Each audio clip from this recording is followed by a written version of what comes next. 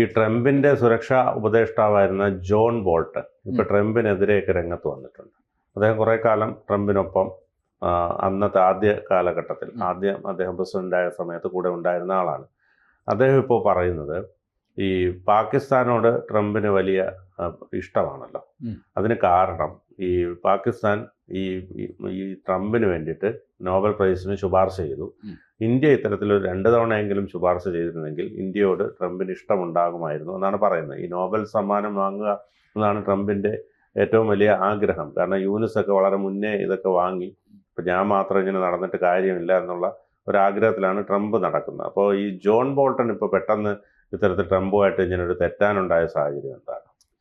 ഇതിപ്പോൾ ട്രംപിൻ്റെ കാര്യം അവിടെ നിൽക്കട്ടെ. ഈ സമാധാനത്തിനുള്ള നോബൽ സമ്മാനം കിട്ടിയ ചിലരുടെ പേര് ഞാൻ പറയാം. ഒന്ന് മദർ തെരേസ, അതേപോലെ നമ്മുടെ മലാല യൂസഫ്സായി, വന്ന Malala Yousafzai, red cross, UN, അതേപോലെ ഇങ്ങനെ നമ്മളെ ചരിത്രം നോക്കുകയാണെങ്കിൽ നെൽസൺ മണ്ടേല തുടങ്ങിയവർക്കൊക്കെ ഈ സമാധാനത്തിനുള്ള നോബൽ സമ്മാനം കിട്ടിയതാണ്. അപ്പോൾ ഇവരെ നമ്മൾ പേര് കേൾക്കുമ്പോൾ തന്നെ അവർ നമ്മുടെ സമൂഹത്തിന് അല്ലെങ്കിൽ ലോകക്രമത്തിന് നൽകിയ സംഭാവനകൾ പേര് പറയുമ്പോൾ തന്നെ നമുക്ക് മനസ്സിലാകും. ആ പേരിനോടൊപ്പം ഡൊണാൾഡ് ട്രംപ് എങ്ങനുണ്ടാവും? അപ്പോൾ അതിന് വേണ്ടിയിട്ടാണ് ട്രംപ് ആഗ്രഹിക്കുന്നത്.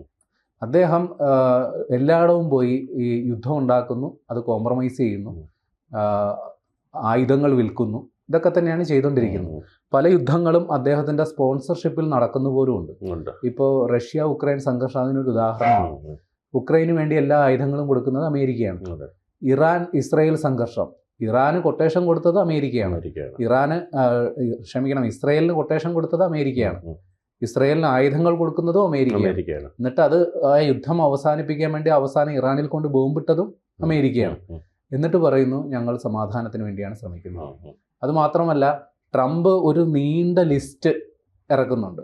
ഈ കംബോഡിയ തായ്ലാൻഡ് യുദ്ധം വരെ അദ്ദേഹം കോംപ്രമൈസ് ചെയ്തു എന്നുള്ളതാണ് അവകാശവാദം. വൈറ്റ് ഹൗസ് ഏറ്റവും ഒടുവിൽ ഇത് സംബന്ധിച്ച് ഇറക്കിയ പ്രസ്താവനയിൽ ട്രംപ് സമാധാനത്തിനുള്ള നോബൽ സമ്മാനം അർഹിക്കുന്നു. കാരണം മാസത്തിൽ 1 വീതമാണ് അദ്ദേഹം ഈ സമാധാന ഉടമ്പടികൾ ഉണ്ടാക്കിക്കൊണ്ടിരിക്കുന്നത്.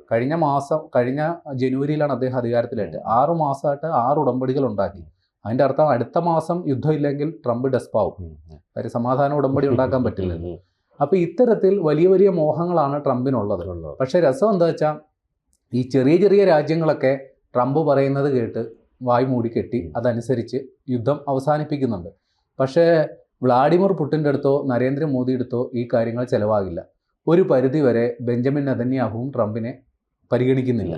അപ്പോൾ ഈ വ്ളാഡിമിർ പുടിനോട് നിരന്തരം ട്രംപ് ആവശ്യപ്പെടുന്നുണ്ട് യുദ്ധം അവസാനിപ്പിക്കണം. ട്രംപ് പോയി പണി നോക്കാൻ പറഞ്ഞു, പുടിൻ പോയി പണി നോക്കാൻ പറഞ്ഞു. മോദി എടുത്ത് വന്നിട്ട് ഇതേ ഡയലോഗ് തന്നെ ഇറക്കി, ഞങ്ങളാണ് യുദ്ധം അവസാനിപ്പിച്ചത്. മോദി നേരെ ഫോണിൽ വിളിച്ചാണ് ട്രംപിനെ ചീത്ത വിളിച്ചത്. അപ്പോൾ ഇത്തരത്തിൽ ട്രംപ് ആകെ പെട്ട് നിൽക്കുകയാണ്. കാരണം സമാധാനത്തിനുള്ള നോബൽ സമ്മാനത്തിന് ഇതുവരെ ശുപാർശ ചെയ്തേക്കുന്നത് ഒന്ന് ഇസ്രായേൽ, ഒന്ന് കംബോഡിയ, ഒന്ന് പാകിസ്ഥാൻ. 3 നല്ല പ്രമുഖരായ രാജ്യങ്ങളായതുകൊണ്ട് കൂട്ടത്തിൽ ഇന്ത്യയെ കൂടി കിട്ടിയിരുന്നെങ്കിൽ ട്രംപിനൊരു ബലമായിരുന്നു. പക്ഷേ ഇന്ത്യ ആ കാര്യത്തിന് വഴങ്ങുന്നില്ല. അപ്പം ഈ നഷ്ടബോധമാണ്, ഈ മോഹഭംഗമാണ് ട്രംപ് ഇന്ത്യക്കെതിരെ 50% നികുതി പ്രഖ്യാപിച്ചതെന്നുള്ളത് നേരത്തെ തന്നെ വാർത്തകളൊക്കെ വന്നിരുന്നു. അപ്പോൾ അതിനെ കുറച്ചുകൂടി ഒന്ന് സാധൂകരിക്കുന്ന തരത്തിലാണ് ഇപ്പോൾ ജോൺ ബോൾട്ടൺ, അദ്ദേഹത്തിൻ്റെ മുൻ സുരക്ഷാ ഉപദേഷ്ടാവാണ്. കഴിഞ്ഞ തവണ ട്രംപ് അധികാരത്തിൽ വന്നപ്പോൾ ട്രംപിൻ്റെ ടീമിലുണ്ടായിരുന്ന ആളാണ്. അപ്പോൾ അദ്ദേഹം പറയുന്നത് ഈ പാകിസ്ഥാന് കൊടുക്കുന്ന സവിശേഷ പരിഗണന നിങ്ങൾ കാണുന്നില്ലേ, അവിടുത്തെ സൈനിക മേധാവി അസീം മുനീറിനും അവിടുത്തെ പ്രധാനമന്ത്രി ഷഹബാസ് ഷെരീഫിനും ട്രംപിനെ എങ്ങനെ ഗോലി കളിപ്പിക്കണമെന്ന് കൃത്യമായി അറിയാം.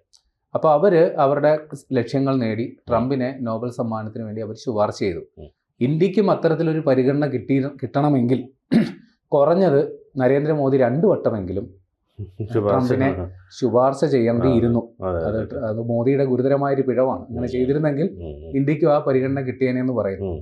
ബോൾട്ടൺ കണക്കുകൾ സഹിതമാണ് പറയുന്നത്. അതായത് റഷ്യയിൽ നിന്ന് ഇന്ധനം ഇറക്കുമതി ചെയ്യുന്നതിൻ്റെ പേരിലാണ് ഇന്ത്യക്കെതിരെ ഇത്ര ഭീമമായ നികുതി ചുമത്തുന്നത്. പക്ഷെ ചൈനയ്ക്ക് ഒരു നികുതിയുമില്ല. നേരത്തെ പ്രഖ്യാപിച്ച നികുതി 145% നികുതി പ്രഖ്യാപിച്ചതിൽ നിന്ന് ട്രംപ് പിന്നോക്കം പോയെന്ന് മാത്രമല്ല, ഇപ്പോഴും ചൈന റഷ്യയിൽ നിന്ന് എണ്ണ ഇറക്കുമതി ചെയ്യുന്നുണ്ട്. അതിൻ്റെ പേരിൽ ഒരു അധിക നികുതി ചൈനയ്ക്കില്ല, പക്ഷേ ഇന്ത്യക്കുണ്ട്. പല യൂറോപ്യൻ രാജ്യങ്ങൾ ഇപ്പോഴും റഷ്യയിൽ നിന്ന് എണ്ണ ഇറക്കുമതി ചെയ്യുന്നുണ്ട്. അവർക്കെതിരെയും നടപടിയില്ല. ഇപ്പൊ ഇന്ത്യക്കെതിരെ ഈ നടപടി ഉണ്ടാകാനുള്ള കാരണം നേരത്തെ പറഞ്ഞ നോബൽ സമ്മാന സംഗതിയുടെയും കൂടി കൂട്ടി വായിക്കണമെന്നതാണ് ബോൾട്ടൺ പറയുന്നത്. പക്ഷേ ട്രംപ് നിരന്തരം ഈ ആരോപണം നിഷേധിക്കുകയാണ്. അവര് ഇന്ത്യ നിരന്തരമായിട്ട് റഷ്യയിൽ നിന്ന് എണ്ണ വാങ്ങുന്നു, ആ എണ്ണ വാങ്ങിക്കൊണ്ട് വന്ന് അത് ഇന്ത്യയിൽ പ്രോസസ്സ് ചെയ്ത് മറിച്ച് വിറ്റ് വൻ ലാഭമുണ്ടാക്കുന്നു എന്നുള്ളതാണ് ട്രംപിന്റെ ആരോപണം. ഇത്തരത്തിൽ റഷ്യയിൽ നിന്ന് എണ്ണ വാങ്ങുന്നതിലൂടെ റഷ്യയുടെ വാർ മെഷീനറിക്ക് ഇന്ധനം നൽകുകയാണ് ഇന്ത്യ എന്ന് പറയുന്നത്. റഷ്യയുടെ യുദ്ധ യന്ത്രത്തിന് ഇന്ധനം നൽകുന്ന പണിയാണ് ഇന്ത്യ ചെയ്തുകൊണ്ടിരിക്കുന്നതെന്നാണ് ട്രംപിന്റെ വാദം. അപ്പോൾ ഈ ആരോപണം ഇങ്ങനെ നിൽക്കുകയാണ്. പക്ഷേ ഈ ജോൺ ബോൾട്ടൺ മറ്റൊരു കാര്യം കൂടി പറയുന്നുണ്ട്. ഇത് ഇന്ത്യ അമേരിക്ക ആ ഒരു സൗഹൃദം തന്നെ ഇല്ലാണ്ടാക്കി ട്രംപിന്റെ ഈ നടപടി. പതിറ്റാണ്ടുകളായി അമേരിക്ക പണിപ്പെട്ടുണ്ടാക്കിയതാണ് ഇന്ത്യ അമേരിക്ക സഖ്യം. കാര്യം അമേരിക്ക ആഗ്രഹിച്ചത് ഇന്ത്യ ഒരിക്കലും ചൈനയോടോ റഷ്യയോടോ കൂട്ടുകൂടരുത് എന്നുള്ളതാണ്. കാര്യം റഷ്യയും ചൈനയും നേരത്തെ തന്നെ ഒരേ രാഷ്ട്രീയ സ്വഭാവം ഉള്ളത് കൊണ്ട് പരസ്പരം സഹകരിക്കുന്ന രണ്ട് രാജ്യങ്ങളാണ്. അതിൻ്റെ കൂടെ ഇന്ത്യയും കൂടി വന്നു കഴിഞ്ഞാൽ അത് അമേരിക്കയും വലിയ ഭീഷണിയാണ്. അപ്പോൾ ഇത് മനസ്സിൽ കണ്ടുകൊണ്ട് ഇന്ത്യയെ കൂടെ നിർത്താൻ കാലങ്ങളായി അമേരിക്ക ശ്രമിച്ചിരുന്നു. പ്രത്യേകിച്ച് ചൈനയ്ക്കെതിരെ ഇന്ത്യ അണിനിരത്താനായിരുന്നു അമേരിക്കയുടെ ലക്ഷ്യം. പക്ഷേ അത് ഒറ്റ ദിവസം കൊണ്ട് ട്രംപ് തിരുത്തി കുറിച്ചു. ഏതാണ്ട് കഴിഞ്ഞ 30 ദിവസമായി ട്രംപ് ചെയ്ത ആ ഡാമേജ്, ആ ഒരു പരിക്ക് പരിഹരിക്കാൻ കാലങ്ങളേറെ വേണ്ടി വരും എന്നുള്ളതാണ്. കാര്യം ഇന്ത്യ ഒരിക്കലും ഇനി അമേരിക്കയെ വിശ്വാസത്തിലെടുക്കില്ല. ഒരു സംശയത്തോടു കൂടി മാത്രമേ അമേരിക്കയെ ഇന്ത്യ വീക്ഷിക്കുകയുള്ളൂ. ഇപ്പോൾ ഈ വ്യാപാര യുദ്ധം പരിഹരിച്ച് ഒരു മര്യാദക്കുള്ള ഒരു മാന്യമായ ഒരു ഡീലിലേക്ക് രണ്ട് രാജ്യങ്ങൾ എത്തിയാൽ പോലും ഇന്ത്യ ഇനി ഒരു കാരണവശാലും അമേരിക്കയെ വിശ്വസിക്കില്ല. കാരണം ചതിക്കപ്പെടും എന്നുള്ളൊരു ചിന്ത ഇന്ത്യക്കുണ്ടാവും. അപ്പോൾ അത് ഗുരുതരമായ ഒരു പിഴവെന്നാണ്. പക്ഷെ ട്രംപ് ബോൾട്ടനെ പരിഹസിച്ച് തള്ളുകയാണ്. ഈ ബോൾട്ടൺ എന്ന് പറയുന്ന ആൾ ഒരു പൊട്ടനാണ് എന്നുള്ളതാണ് ട്രംപിന്റെ ആക്ഷേപം. കാരണം മുൻപ് എൻ്റെ ചങ്ങാതികളായിരുന്ന, എൻ്റെ ഉപദേഷ്ടാക്കളായിരുന്ന പലരും ഇപ്പം എൻ്റെ ശത്രുപക്ഷത്ത് നിന്ന് എന്നെ ഉപദേശിക്കാൻ നോക്കുകയാണ്, അല്ലെങ്കിൽ എന്നെ തിരുത്താൻ നോക്കുകയാണ് എന്നുള്ളതാണ് ട്രംപിന്റെ വാദം. ഈ ബോൾട്ടൺ ഒരു പടിയും കൂടി കടന്ന് ഒരു ആക്രമണം നടത്തിയിട്ടുണ്ട്. അതായത് വ്ളാഡിമിർ പുടിൻ ഈ യുക്രൈൻ യുദ്ധം അവസാനിപ്പിക്കുന്നതിൻ്റെ ചർച്ചകൾക്കായിട്ട് അമേരിക്കയിലേക്ക് വരുന്നുണ്ട്. ഇപ്പോൾ ട്രംപിൻ്റെ ഏറ്റവും വലിയ പ്രസ്റ്റീജ് ഇഷ്യൂ ആണ് ഈ യുക്രൈൻ റഷ്യ യുദ്ധം അവസാനിപ്പിച്ച് തൻ്റെ അവകാശവാദത്തിൽ ഒരു തൂവൽ കൂടി ചേർക്കാനാണ് ട്രംപ് ആഗ്രഹിക്കുന്നത്. സമാധാനത്തിൻ്റെ നോബൽ സമ്മാനം വേണമല്ലോ. പക്ഷേ അത് ട്രംപിൻ്റെ വിജയമല്ല, അത് പുടിൻ്റെ വിജയമാണെന്നാണ് ബോൾട്ടൺ വ്യാഖ്യാനിക്കുന്നത്. ബോൾട്ടൺ അങ്ങനെയാണ്. അത് ബോൾട്ടൺ പറയുമ്പോൾ അതിൽ കാര്യമുണ്ട്. കാര്യം മുൻ സുരക്ഷാ ഉപദേഷ്ടാവാണ്. നമ്മുടെ ഇവിടുത്തെ അജിത് ഡോവലിൻ്റെ അതേ പവറുള്ള ആളാണ്. അപ്പോൾ ഇത്തരത്തിൽ